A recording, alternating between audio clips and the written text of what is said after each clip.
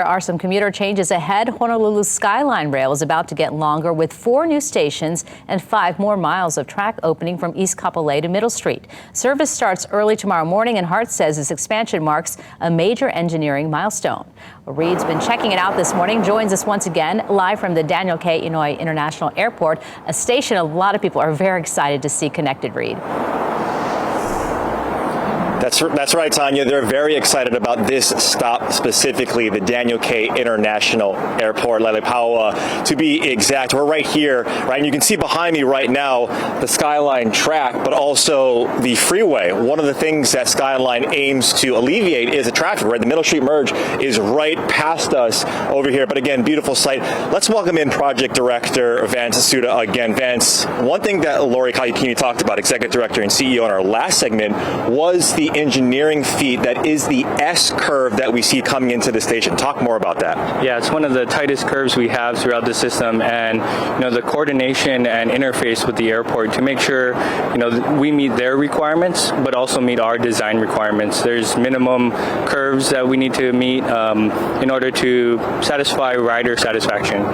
And then when you talk about the highest point, which is where this is, right by the airport, to the lowest point by Lagoon Drive, in terms of engineering, in terms of project management, what was that like in terms of the engineering aspect of it?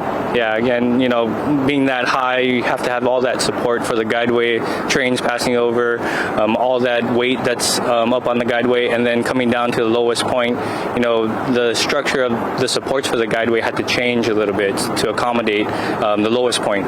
We also have to make sure that the height clearance is met for any vehicles passing below. So very challenging to meet the height and the highest and the lowest requirements. In a very short, when you talk about this type of project, short span of time. Last but not least, we were talking a little bit off camera where you can get off the airplane, right? We got planes, trains, and automobiles right now, right?